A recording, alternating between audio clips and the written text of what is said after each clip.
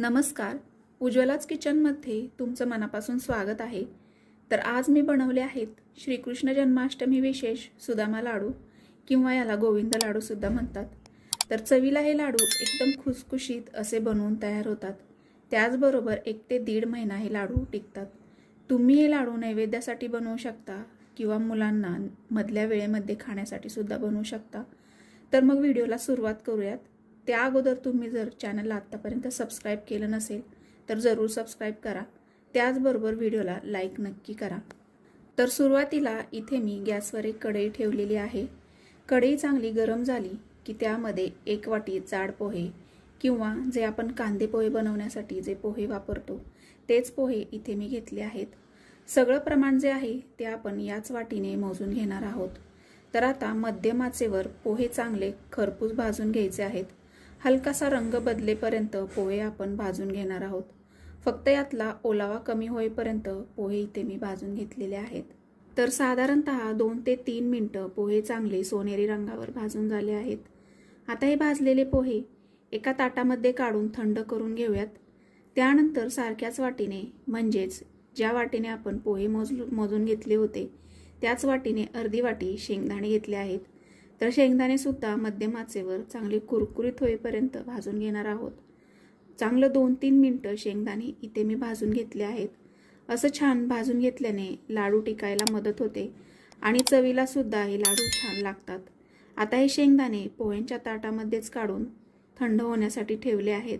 आता याच कढईमध्ये 2 चमचे साजूक तूप घातलं आहे। तूप वितळलं की यामध्ये सारख्याच वाटीने अर्धी वाटी किसलेलं सुक्क खोबरं घेतलं आहे। या लाडूसाठी हे सुक्क खोबरं घ्यायचं आहे म्हणजे मग लाडू जे आहेत ते टिकण्यास मदत होते। तर साधारणतः अर्धा ते 1 मिनिट खोबरं भाजून घेतलं की यामध्ये अर्धा चमचा खसखस घातली। त्याचबरोबर 1 चमचा पांढरे तीळ घातले आहेत। त्यानंतर यामध्ये आवडीप्रमाणे तुम्ही ड्रायफ्रूट सुद्धा घालू शकता। इथे मी काजू बदामाचे काप घातलेले आहेत। आता हे सगळं मध्यम आचेवर सोनेरी रंगावर भाजून घ्यायचं आहे। तर साधारणतः 2 ते 3 मिनिटं लागतात हे सगळं भाजण्यासाठी। तर बघू शकता याला छान असा रंग आलेला आहे आणि मस्त असा खोबरं भाजण्याचा सुवास सुद्धा यायला सुरुवात झालेली आहे। तर आता हे सुद्धा याच ताटामध्ये काढून पूर्णपणे थंड करून घेऊयात। सगळे जिन्नस हे थंड झाले आहेत। आता हे मिक्सरच्या भांड्यामध्ये सुरुवातीला आपण पोहे घालून बारीक पावडर करून घेणार आहोत। असं वेगवेगळं मिक्सरमध्ये फिरवून घेतल्याने व्यवस्थित सगळे जिन्नस बारीक होतात। तर आता बारीक करून घेतलेली पोह्यांची पावडर एका ताटामध्ये काढून यामध्येच भाजून घेतलेले शेंगदाणे घातले आहेत। पाहिजे तर याची सालं काढून मग मिक्सरला बारीक करून घेऊ शकता। आता यामध्ये सारख्याच वाटीने पाव वाटी चिरलेला गूळ घातलेला आहे। जेवढा प्रमाण आपण या वाटीने मोजून घेतलं आहे त्यासाठी गुळाचं प्रमाण हे एकदम परफेक्ट आहे। तर आता दोन्हीही मिक्सरला बारीक असं वाटून घेऊयात। त्यानंतर मग हे सुद्धा याच ताटामध्ये काढून घेतलं आहे। आता याच मिक्सरच्या भांड्यामध्ये जे आपण सुक्क खोबरं आणि ड्रायफ्रुट्स भाजून घेतले होते ते यामध्ये घालून मिक्सरमध्ये फिरवून घेऊयात। त्यानंतर याच ताटामध्ये काढून घेतलेलं आहे। तर जेवढे जिन्नस आपण भाजून घेतले होते ते सगळे मिक्सरमध्ये बारीक करून घेतले की यामध्ये अर्धा चमचा वेलची पावडर आणि थोडीशी जायफळची पूड घातलेली आहे। त्याचबरोबर आणखी 1 चमचा तूप घालून सगळं एकजीव करून घेऊयात।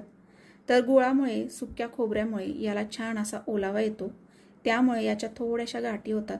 तर त्या मोडून लाडूचं मिश्रण चांगलं एकजीव करून घ्यायचं आहे। तर बघू शकता लाडूचं मिश्रण जे आहे ते चांगलं एकजीव झालेलं आहे। तर आता याचे छान असे लाडू वळायला घेऊयात। तुम्हाला जसे आवडतील लहान मोठे किंवा मध्यम आकाराचे लाडू इथे तुम्ही वळून घेऊ शकता। माझ्याप्रमाणे मध्यम आकाराचे जर लाडू बनवले तर साधारणतः 8 ते 10 लाडू बनवून तयार होतात। तर बघू शकता पटकन असा लाडू वळला जात आहे। खूप जास्त दाब द्यायची गरज पडत नाही। तर इथे तुम्ही आवडीप्रमाणे सजवण्यासाठी सुकामेवा वापरू शकता। मी इथे पिस्त्याचे काप घेतले आहेत। तर सगळे लाडू जे आहेत ते असेच वळून घेतले आहेत। सगळे लाडू हे वळून झाले की कोरड्या हवाबंद डब्यामध्ये तुम्ही ठेवू शकता। अगदी महिनाभर तरी आरामात टिकतात। तर या जन्माष्टमीला नैवेद्यासाठी किंवा मुलांच्या खाऊसाठी असे हे पौष्टिक लाडू तुम्ही बनवून बघा, तुम्हाला नक्की आवडतील। त्याचबरोबर कमी तुपामध्ये हे लाडू बनवून तयार होतात। एक लाडू फोडून दाखवलेला आहे, अगदी खुसखुशीत झालेला आहे। तर तुम्हीसुद्धा असे हे लाडू बनवून बघा आणि आवडल्यास लाईक नक्की करा. तर पुन्हा भेटूया अशाच एका नवीन रेसिपीसहित. तोपर्यंत उज्ज्वलाच किचनला जरूर सबस्क्राईब करा. धन्यवाद.